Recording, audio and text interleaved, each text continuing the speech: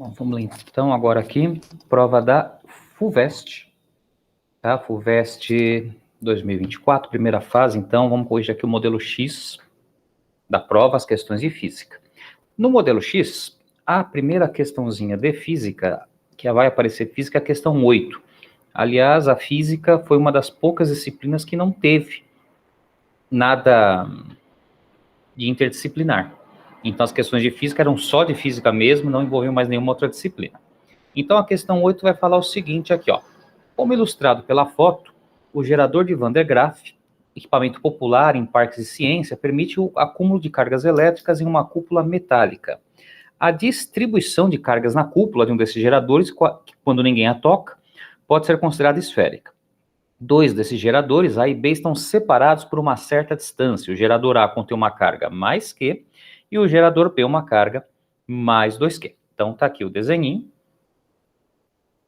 Está aqui em cima, ó. Então, entre as alternativas, assinale aquela que melhor corresponde ao vetor campo elétrico resultante produzido pelos geradores no ponto médio entre eles. Questãozinha clássica aqui. Então, o A ele vai ter uma carga mais Q, o B vai ter uma carga mais 2Q. Então, a gente vai ter que lembrar que cargas positivas, os campos, eles estão divergindo, eles vão sair da carga, as linhas de campo por todos os lados. Então, se eu pegar a carga A, o campinho que ela vai fazer aqui está saindo da carga A. Então, esse é o campo EA. E o campo da carga B está saindo da carga B, só que é o dobro da carga. Tá? E a distância é a mesma, então é um vetorzinho com o dobro do tamanho aqui, o campo B. Ou seja, como o campo B é maior, na hora que você for fazer o resultante aqui, vai dar um campo exatamente para a esquerda, horizontal para a esquerda. Então, alternativa C aí na primeira questãozinha. A próxima questão de física é a 9, tá? Outra questãozinha de elétrica aqui, ó. A foto a seguir mostra um circuito com 3 resistores, R1, R2 e R3, conectados em um protoboard, base de contatos. Desse tipo de placa, os 5 furos de uma mesma linha, indicados pelos retângulos amarelos, estão em curto, formando os nós do circuito. Os cabos vermelho e preto, por sua vez, estão conectados aos terminais de uma fonte contínua de 5 volts. Tá aqui, então, o desenho, tá? Ele traz a foto oficial, tá? Uma foto real do circuito, aí montado aí na placa, mas, na verdade, esse circuito, você vai ter aqui 2 resistorzinhos em paralelo, e eles vão estar em série com esse resistor aqui, tá? E aí, ele dá os valores aqui, ó. Se a resistência 1 é 150 kΩ e a resistência 2 é igual a R3, que é 100 kΩ, qual é a corrente elétrica que passa pelo resistor R1? Então, o que a gente vai fazer? R2 e R3, eles estão em paralelo e cada um vale 100. Então, a resistência equivalente deles vai ser 50 kΩ. E eles vão estar em série com o resistor R1, que vale 150. Então, na prática, o seu circuito ele vai ficar assim, ó. Você vai ter, então, a junção dos dois paralelos, que vai dar um resistorzinho de 50 kΩ, e eles vão estar em série com o resistor R1, que você quer saber a corrente dele, com 150 kΩ. E está todo mundo ligado na sua bateria de 5 volts. Muito bem, então esses dois resistores eles vão ficar em série, vamos somar, e aí a gente vai aplicar aqui a lei de Ohm, U igual a RI, o seu U vai ser os 5 volts, a resistência equivalente vai ser os 50 com 150, vão ser 200 quiloohms, que vai dar 210 a menos 3, 210 ao cubo ohms, e eu quero a corrente elétrica aqui. Então, fazendo essa continha, a sua corrente elétrica vai ficar 5 dividido por 200, 10 ao cubo. 5 dividido por 200, você vai simplificar, isso aqui é 1 sobre 40, que é 0,025. E o 10 ao cubo, ele vai virar o 10 a menos 3. Ou seja, isso aqui equivale a 25, 10 a menos 6 amperes. E 25, 10 a menos 6 são 25 microamperes. E aí você acha aqui a alternativa C dessa questãozinha aqui. Questãozinha de elétrica, questãozinha tranquila, Circuitinho bem facinho de fazer aí. Muito bem. Próxima questão. Próxima questão aqui na prova X, a próxima questão de física é a questão 15. Muito bem. A questão 15 é essa aqui, ó. Um carro movimenta-se por uma rua de mão única, no sentido da esquerda para a direita, e deixou no asfalto o padrão de pingos de óleo, questãozinha clássica também, tá? Fazia tempo que não caiu uma dessas, tá? Que é a questão para você identificar movimento de acordo com marcas no asfalto. E aí, então, o que você pode reparar pelos pingos de óleo? Você pode reparar que a distância entre eles está diminuindo. Se a distância entre eles está diminuindo, isso está pingando do carro, quer dizer que esse carro está diminuindo a velocidade. Então, na verdade, esse carro está num movimento uniformemente variado, e ele está diminuindo a velocidade. Então, significa que ele continua indo para a direita, né, porque as marcas de óleo estão indo para a direita, porém, ele vai ter uma aceleração contrária, ele está brecando. É isso que está acontecendo. Aí, ele vai falar assim, ó, entre as curvas no gráfico da figura 2, indique aquela que melhor corresponde à dependência da posição do carro com o tempo, segundo esses pingos. Muito bem. Então, o que vai acontecer aqui? O carro está brecando, ele está brecando, porém, é um gráfico de posição que ele quer. Então, se é um gráfico de posição, a gente não pode esquecer que a posição do carro está aumentando, ele não está voltando de ré. Então, a posição do carro tem que aumentar. Então, você só vai poder pegar gráficos crescentes, gráficos que mostrem que a posição do carro está aumentando. Só com isso, já ficava muito fácil a sua vida, porque só pode ser ou a letra A ou a letra B. E aí, o que acontece?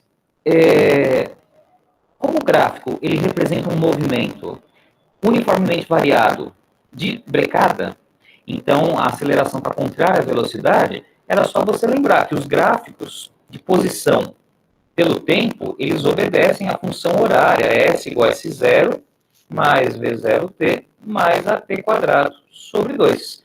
Ou seja, a dependência é com t quadrado, então isso aqui é um gráfico de parábola.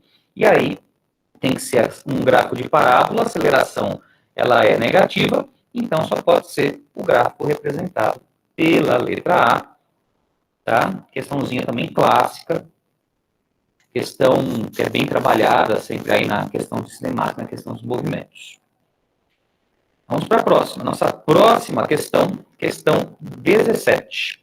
Questão 17, ele vai falar o seguinte: uma das modalidades do skate é o bowl, disputado em um espaço em formato aproximado de bacia.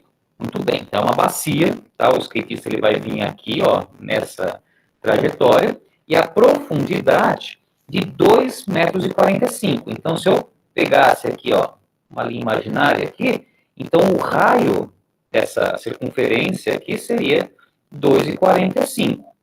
E é basicamente a altura que ele vai baixar aí, né? Então ele vai sair lá de cima e vai baixar 2,45 m de altura.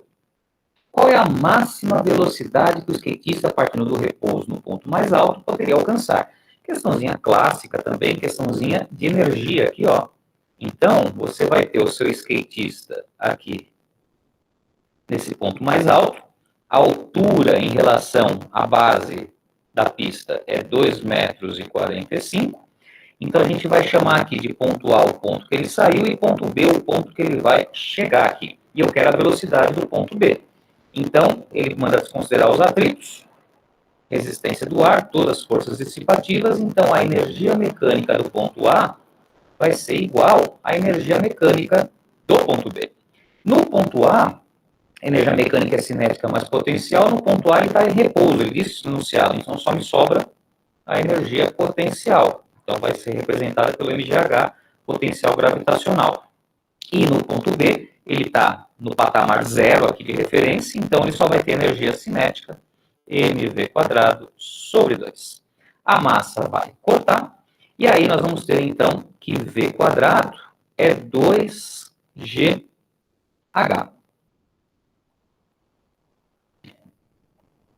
Então vai ficar o G é 10, a altura que ele vai, o desnível é 2,45, fazendo essa continha vai dar 49. E aí, raiz quadrada de 49, você vai achar então que a velocidade do skatista é 7 metros por segundo. A alternativa C, aqui na prova X. questãozinha também direta aí de energia mecânica.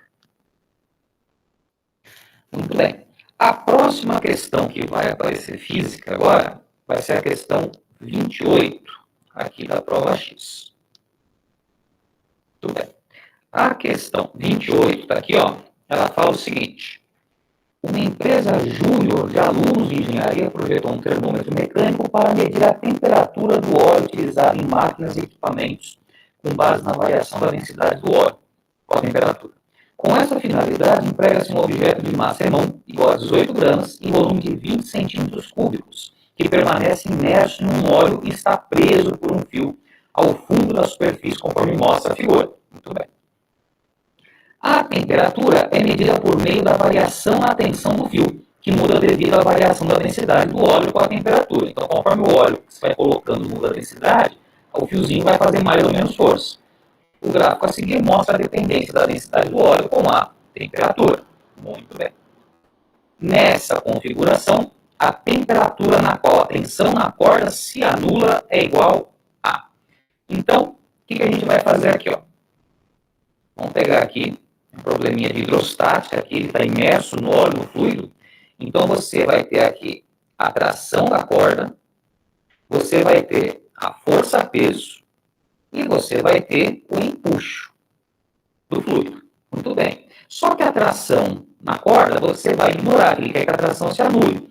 Então, o que vai acontecer? Esse corpinho vai ficar imerso só por causa do peso e do empuxo, e vai ficar em equilíbrio. Então, eu posso escrever aqui que a força-peso vai ser igual ao empuxo. Ou seja, o peso vai ser a massa vezes a gravidade, e o empuxo, vamos lembrar, dVg, densidade do líquido, e o volume imerso.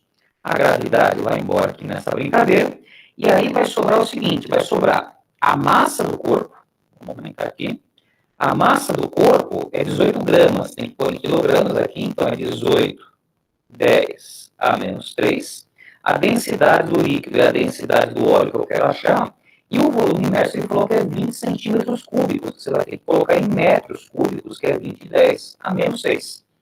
Fazendo esta continha aqui, você vai achar a densidade do óleo igual a 9, no caso aqui 900 quilogramas por metro cúbico.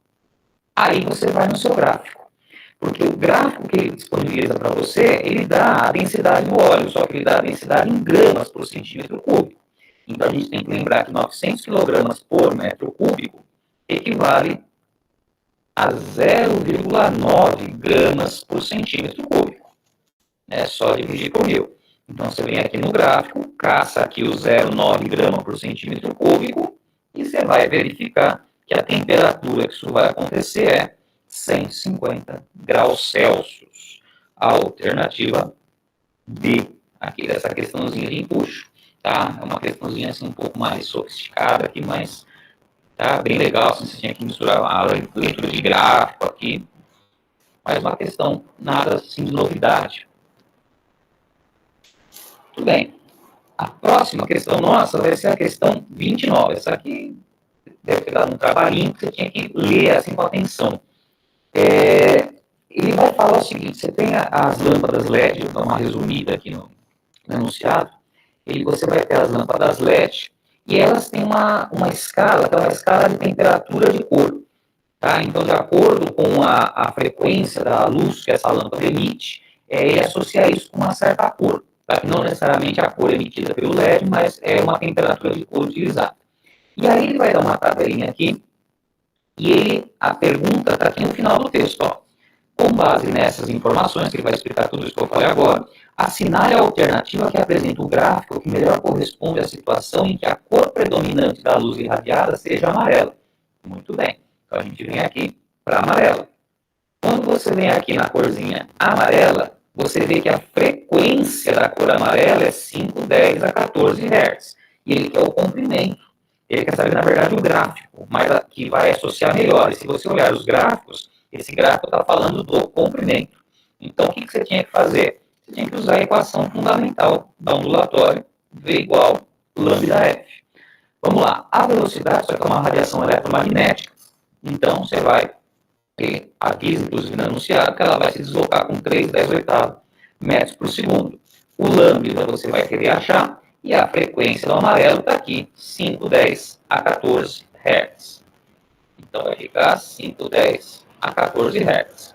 Então, o seu lambda aqui, ó, vai ficar o 3,10 dividido pelo 5,10 a 14. E aí, quando você vai fazer essa continha aqui, isso aqui vai ficar 0,6, que é o 3 sobre 5, 10 a menos 6. E 0,6, 10 a menos 6, eu vou fazer aqui uma transformaçãozinha, é a mesma coisa que 610 a menos 9 metros. Por que você faz essa transformação? Porque os seus gráficos estão em nanômetro, e o 10 a menos 9 é o nanômetro. Então, resposta final, o lambda correspondente à emissão amarela, ele tem que estar na casa de 600 nanômetros. Beleza, então qual que é o seu problema agora? É caçar nos gráficos um gráfico que mostra o pico, aqui na casa dos 600 nanômetros. E quando você faz essa caça, você vai achar aqui o gráfico da letra C, na prova X, que vai exatamente ter o pico aqui, nos 600, entre o 400 e 800, então você vai ter aqui certinho os 600 nanômetros. Então, é o gráfico representado pela alternativa C aí da questão 29.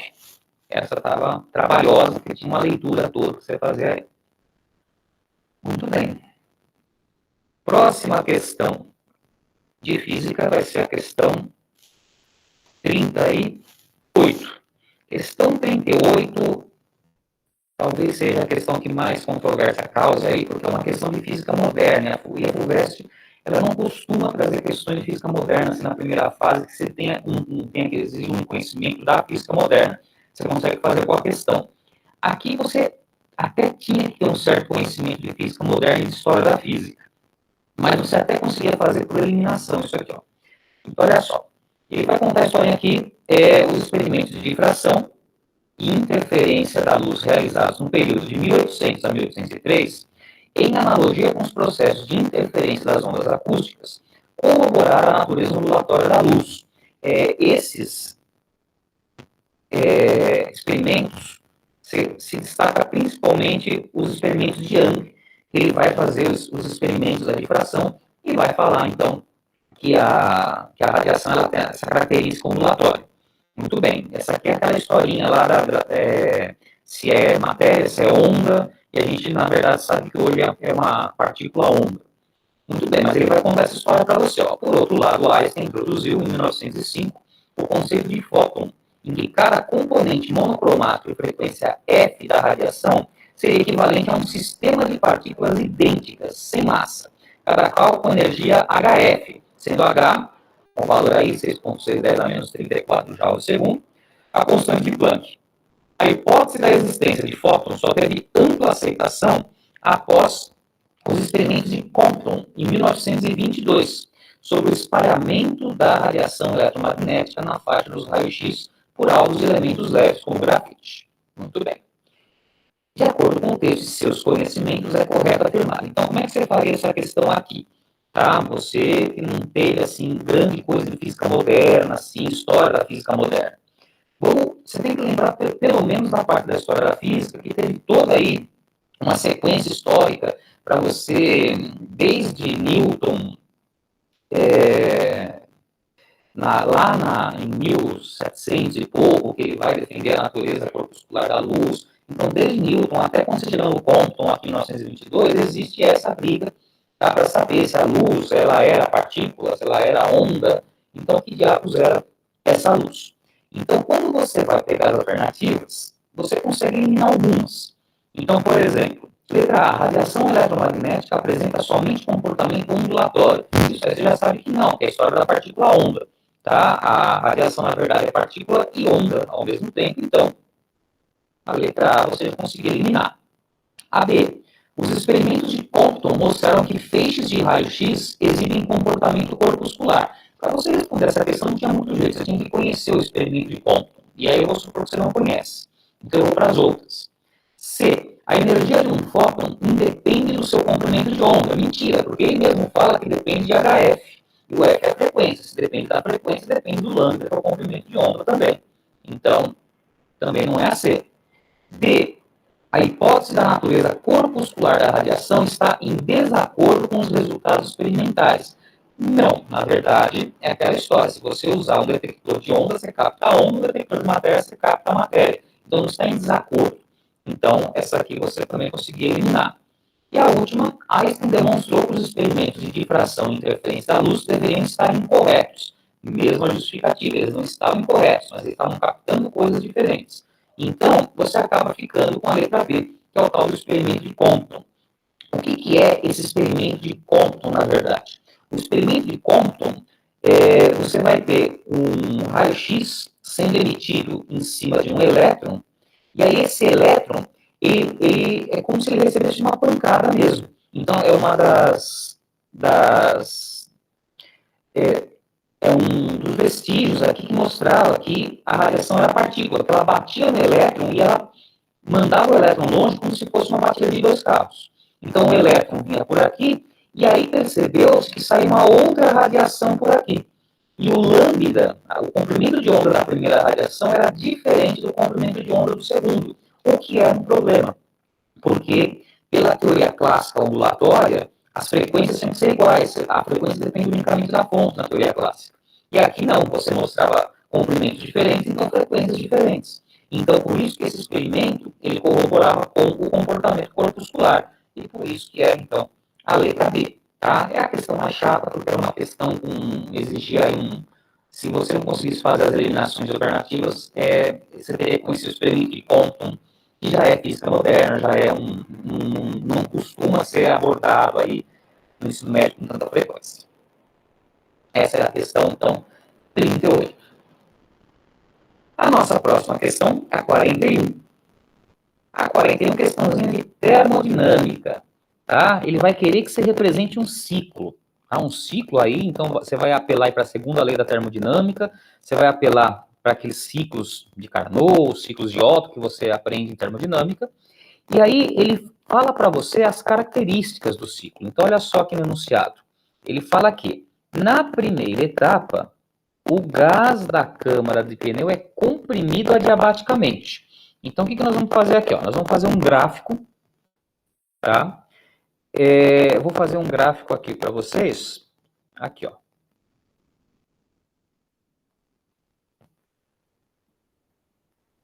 Então, você tem aqui, ó. Vou colocar a pressão na vertical e o volume na horizontal. Então, primeira etapa, o gás ele sofre uma compressão adiabática. Então, você tem que lembrar que o gráfico da compressão adiabática, o gráfico P por V, é uma compressão, o volume tem que diminuir. Então, vai ser isso aqui, ó. Então, isso é uma compressão adiabática, vai ser uma curvinha aí. E tem que ir na esquerda aí que o volume diminui. Aí vamos continuar aqui o enunciado, ó. Na segunda etapa, o gás é aquecido isovolumetricamente. Então, ele não pode mudar o volume. E se ele é aquecido, ele tem que ir para as regiões de maior pressão, né? Porque o produto pressão por volume tem que ser maior. E aí, ele continua. Na terceira etapa, o gás sofre uma expansão adiabática. Então, é igual a de baixo, só que é uma expansão. E aí, para fechar o ciclo, na quarta, ele é resfriado isovolumetricamente. Então, vai ser assim. Então, o seu ciclo é exatamente assim. Se você conseguisse montar o ciclo, você talvez ficasse em dúvida, tá? Na letra A e na letra B. Eram as possibilidades, depende se é sentido horário ou anti-horário. Mas como a gente viu aqui no desenho, ela tem que girar no sentido horário. Então, a resposta é a letra A. Muito bem. Vamos agora para a questão 42. Questão do primeiro equilíbrio térmico aí. Você vai obter, para essa primeira temperatura, 40 graus Celsius. Aí o que você vai fazer? Você vai fazer a mesma conta de novo. Porque agora você vai colocar uma nova água de 1.000 gramas, 1 litro, com 25 graus Celsius, e agora ela vai entrar em equilíbrio com 40 graus Celsius. Você vai fazer a mesmíssima conta de novo, e aí você vai achar a nova temperatura de equilíbrio. Quando você faz esse cálculo, você acha 28 graus Celsius a temperatura de equilíbrio. E a última questão de física aqui, da prova da FUVEST, primeira fase 2023, questãozinha de ondas. Um experimento de demonstração sobre ondas estacionárias faz uso de uma canaleta disposta horizontalmente, contendo grãos de areia fina e seca. Abaixo da canaleta, posiciona-se um alto-falante que transmite um som, produzindo na canaleta uma vibração, associada a uma onda estacionária com um comprimento de onda bem definido. O diagrama representa uma imagem digitalizada dos grãos de areia depositados na base da canaleta em um certo instante. Utilize a régua da figura, graduada em centímetros, para assinalar a alternativa que apresenta a melhor aproximação para o valor do comprimento de onda da vibração em questão. Questãozinha de ondas harmônicas. Você até conseguia fazer isso com onda simples, mas tecnicamente isso aqui é uma onda harmônica que está sendo formada. E a parte mais importante é o seguinte: no Note a Dot, que ele fala que os grãos de areia tendem naturalmente a se acumular em torno dos pontos nos quais o deslocamento transversal da canaleta é nulo, que seriam os nozinhos da onda. Você tinha os ventos e os nós. Então, esse ponto aqui, ele vai ser um nó, esse vai ser um nó, esse vai ser um nó, e assim por diante. Então, o que você conseguiria fazer aqui? Você conseguiria fazer a sua onda aqui, ó. Tá? Ela seria mais ou menos isso aqui. Então, ela vai subir aqui de novo. Tá? E assim por diante. E não podemos esquecer que isso é uma onda estacionária. Então, você tem a onda refletida aqui também. E aí, quando você faz esse desenho, você consegue facilmente identificar o comprimento de onda. O certo mesmo seria você pegar essa parte aqui que é o começo, que é aproximadamente meio centímetro aqui pela reguinha, e você pegar esta parte aqui, que é 14,5 aproximadamente. E aqui vão caber dois comprimentos de onda. Então, esses 14 centímetros aí de diferença, cabe dois comprimentos de onda. Então, o seu lambda, na verdade, seria aproximadamente 7 centímetros. A alternativa, então, mais próxima seria a letra C, já que a gente não vai ter essa precisão toda. Então, tá aí a correção então, da FUVEST. Tá? Prova de física, pelo menos aí, ligeiramente mais complicada que a do ano passado. Se você só estudou as últimas 2, 3 versões, a prova está consideravelmente mais técnica, exigia mais conhecimento, não necessariamente dificuldade, mas exigia conhecimento mais técnico aqui do aluno. Tá bom? Então, beleza.